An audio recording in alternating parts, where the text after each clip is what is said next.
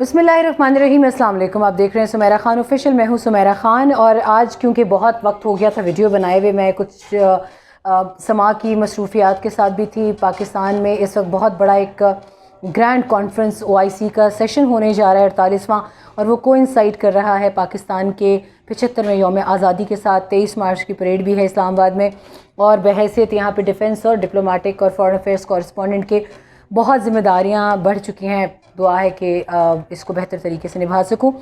आपके सामने हाज़िर होने की सबसे बड़ी वजह आज ये है कि पाकिस्तान में एक बहस चल निकली है अदम एतमाद की वोट के बाद से। अदम एतमाद का वोट होता है, नहीं होता, तहरीक कामयाब होती है, नहीं होती, ये एक बिल्कुल अलग बहस है। मगर मुझे जो यहाँ पर बात करने की ज़रूरत महसूस हुई वो ये थी कि पाकिस्तान में इस वक्त फ़ौज बमुकाबला PTI का एटमॉस्फेयर क्यों बनाया जा रहा है, और फिर फ़ौज के अंदर फ़ौज के जर्नैलों के दरमियान में मसाइल खड़े करने की, मुख्तलिफ ट्विटर ट्रेंड्स इशू करने की, फिर General Bajwa versus General Faiz, General Faiz versus General Nadeem Anjum, General Nadeem Anjum versus General Faiz, और ये एक ट्राइका बना दिया गया है। इस पर मुझे ज़रूरत महसूस हुई कि मैं आपसे बात करूँ। सबसे पहले हम नोटिफिकेशन से शुरू करते हैं, जो कि सबसे बड़ी इस वक्त यहाँ पर वजह डिस्कस की जा रही है कि जब DG ISI जनरल फैज़ हमीद थे उस वक्त, और उनको पेशावर कोर कमांडर के तौर पर तैनात किया गया, और उस नोटिफिकेशन से वज़ीर आज़म हाउस से एक कंट्रोवर्सी खड़ी हुई कि ये एक तरीक़ाकार के तहत होगा। बिल्कुल ठीक है, तरीक़ाकार के तहत हुआ। जनरल नदीम अंजुम की तैनाती हुई फ़ौज की जानिब से, उनको वज़ीर आज़म की जानिब से इंटरव्यू किया गया, फिर वो अपनी सीट संभाली उन्होंने और अपना ऑफिस का चार्ज अज्यूम किया। ये तमाम डस्ट बैठ चुकी है। अब अदम एतमाद में अपोजिशन का आना, उनका इमरान खान के ख़िलाफ़ इस्तेमाल करना, नाज़ेबा ज़बान इमरान खान का मौलाना फजलुर रहमान को निशाना बनाना, बिलावल को बनाना, सियासी पार्टियों की हद तक ये ठीक है, सियासी पार्टीज़ करती हैं। कोई भी सियासी पार्टी इस वक्त इसमें से ये नहीं कह सकती कि हमने ये नहीं किया, सब ने किया है। गालम गलोच, ताना तशनी जितना पीपल्स पार्टी और नून लीग के दरमियान हुआ है, शायद ही कभी तारीख़ में हुआ हो। गालम गलोच की हिस्ट्री भी अगर हम देखें तो जनाब मरहूम जुल्फ़िकार अली भुट्टो के वक्त से जारी है, जब वो अपने जलसों में गालम गलोच किया करते थे। तो कोई ये दावा नहीं कर सकता कि मैं बहुत साफ़ सुथरा था। इमरान खान की भी गलतियाँ हैं, दूसरी सियासी पार्टीज़ भी उसी तरह से जवाब दे रही हैं। एक दूसरे के ख़वातीन को कौन है जो निशाना नहीं बना रहा? इस वक्त बीच में हम गंदे हो जाते हैं जब हम किसी भी पार्टी की खातून को इज़्ज़त और तकरीम देने की कोशिश करते हैं, चाहे वो बुशरा बीबी हो, चाहे वो मरियम नवाज़ हो, चाहे वो हिना परवेज़ भट्ट हो, चाहे मरियम औरंगज़ेब हो, चाहे ज़रताज गुल वज़ीर हो। गो के ज़रताज गुल वज़ीर मैं खुद ज़ाती तौर पे जानती हूँ, बहुत बेहतरीन शख्सियत है।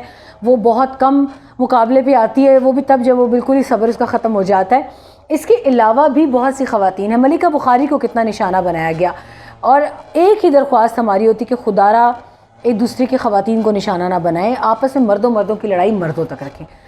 ये चीज़ें हो गई। अब जो है एक नया ट्रेंड देखने में आ रहा है। जब से अदम एतमाद की तहरीक शुरू हुई है, दो चीज़ों को निशाना बनाया जा रहा है। OIC जैसा इवेंट जो कि पाकिस्तान में कितने बरसों के बाद आया, और एक 56 के करीब बैरून ममालिक के delegates, foreign ministers, foreign secretaries, ambassadors, observers, ये तमाम के तमाम लोग पाकिस्तान में मौजूद होंगे। और पाकिस्तान को उस वक्त में एक ऐसी दलदल में धकेला गया कि हम ये हैरान हैं कि हम पाकिस्तान का इमेज किस तरह से सेव करें। दुख और अफसोस की बात यह है कि कुछ शरपसंद अनासिर ने इस वक्त कोशिश ये की है कि किसी तरीके से PTI वर्सेस फ़ौज तो चल ही रहा है, और PTI वर्सेस अपोजिशन भी चल रहा है, लेकिन इसमें फ़ौज वर्सेस फ़ौज कर दिया जाए। जबकि मैं आज की वीडियो का मकसद यही है सबसे बड़ा कि ऐसा कुछ नहीं है।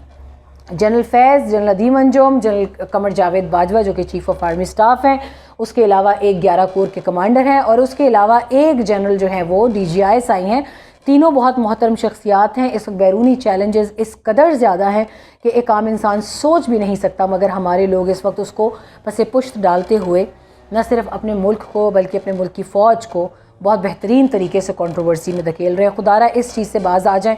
मैं इसलिए मजबूरी में आज ये वीडियो बहुत साफ़ और बेबाक अल्फाज में करने पर मजबूर हूँ कि अपने मुल्क के इदारों को मत घसीटें एक ऐसे वाक़े में जो कि थोड़े अरसे के बाद ये सेटल हो जाएगा, सब कुछ सामने आ जाएगा, फिर आप किस मुँह से फिर अपने मुल्क के इदारों का, अपनी फ़ौज का सामना करेंगे। आज आप पॉलिटिकल ایفیلیشنز کی بیس پر فوج کو گالی دے رہے ہیں, ان کے جرنیلوں کو گالی دے رہے ہیں, وہ جن کا کوئی واسطہ ہی نہیں ہے. جنرل قمر جاوید باجوہ کے جانب سے کسی قسم کا کوئی ایکسٹینشن کی بات نہیں ہوئی, ان پر ایکسٹینشن کا الزام لگایا جا رہا ہے. وہ کہاں کہاں جا کے ایکسپلین کریں گے؟ آپ ان کو سوشل میڈیا پہ ڈریگ کر رہے ہیں. جنرل ندیم انجم بطریق احسن ISI کے DG کے طور پہ اپنی ذمہ داریاں پوری کر رہے ہیں. لوگ کہتے تھے DG ISI سیاست سے دور رہے, وہ اپنی تصویر تک نہیں آنے دیتے, وہ کہیں پر کسی چیز میں ملوث نہیں ہیں. اب اس پر بھی تکلیف ہے. اچھا, DG ISI جو پچھلے ہمارے بہت محترم جنرل رہ چکے ہیں, جنرل فیض حمید, وہ بطریق احسن کور کمانڈر پشاور کے طور پر اپنی ذمہ داریاں پوری کر رہے ہیں, ان کو بھی نہیں بخش رہے. ان کی جانب سے ہو کے ان کے خواب و خیال میں بھی ایک چیز نہیں آئی ہوتی, آپ نے ان کے اوپر ڈال دی ہوتی ہے کہ جی وہ چیف آف آرمی اسٹاف بننا چاہتے ہیں تو اس لیے عمران خان ان کی لڑائی لڑ رہے ہیں. نہ عمران خان ایسی بات کر رہے ہیں, نہ جنرل فیض حمید ایسی بات کر رہے ہیں, نہ جنرل قمر جاوید باجوہ کے ذہن میں کوئی چیزیں ہیں, نہ DG ISI. تو پھر کون ہے جو یہ ڈوریاں ہلا رہا ہے؟ کون ان لوگوں کو آپس میں لڑا رہا ہے؟ اور کس کے کہنے پر یہ ٹویٹر ٹرینڈز, یہ سوشل میڈیا ٹرینڈز بنائے جا رہے ہیں؟ آپ اپنے ملک کے اداروں کے ساتھ کھڑے رہیں. میری درخواست ہوگی کسی بھی قسم کی منفی کیمپین کا حصہ بننے سے گریز کریں, چاہے وہ عمران خان کے خلاف ہو, چاہے وہ آپ کے اداروں کے خلاف ہو, چاہے وہ آپ کی پولیٹیکل پارٹیز کے خلاف ہو. پولیٹیکل پارٹیز کو میں صرف اتنا کہوں گی کہ ہوش کے ناخن لیں.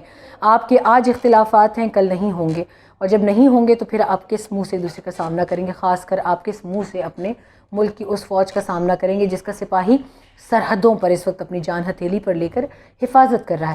یہ 23 مارچ کی پریڈ کا ہی کچھ خیال کر لیں. دنیا کو ایک میسج جانا تھا اس مرتبہ کی پریڈ میں. پہلی مرتبہ لیویز کا دستہ ہسٹری میں پہلی مرتبہ 23 مارچ کی پریڈ میں لیویز کا دستہ شرکت کر رہا ہے.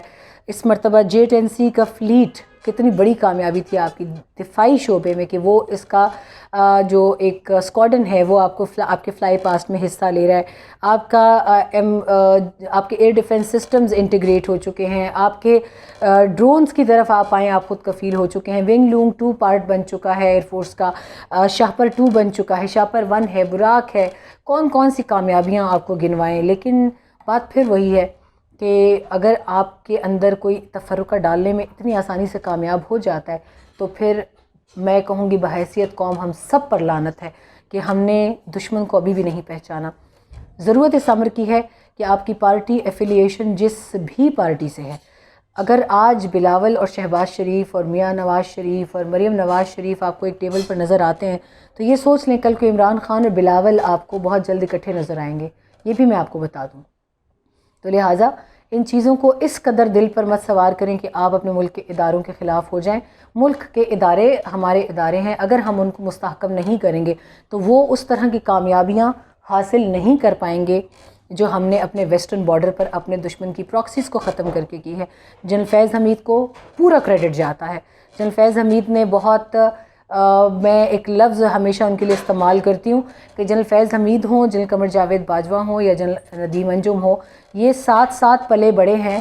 ایک سولجر سے ایک جنرل کی سیٹ تک یہ ساتھ آئے ہیں, یہ اکٹھے ہیں, ان کا خاندان ایک ہے. آپ اور میں ہم کوئی نہیں ہوتے ان کی آپس کی ایفیلیشن ختم کرانے والے, اور چند ٹویٹس یا چند سوشل میڈیا کیمپینز ان کا آپس کا وردی کا تعلق ختم کروا بھی نہیں سکتی. لہٰذا اپنے جذبات کو اس حد تک رکھیں کہ کل کو ہم ان کو دوبارہ سلام پیش کرنے کے قابل ہو سکے.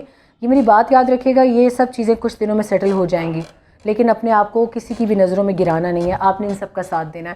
اسی درخواست کے ساتھ دعا ہے کہ اللہ پاک ہم سب کو اپنی امان میں رکھے. اپنا خیال رکھیے گا, رائے سے آگاہ کیجیے گا, لائک شیئر اور سبسکرائب ضرور کیجیے گا, اور پاکستان کی فوج کو, پاکستان کے اداروں کو ہم سب کی طرف سے سلام اور دعا ہے کہ ملک اس افراتفری کے عالم سے جلد نکل سکے. اللہ حافظ.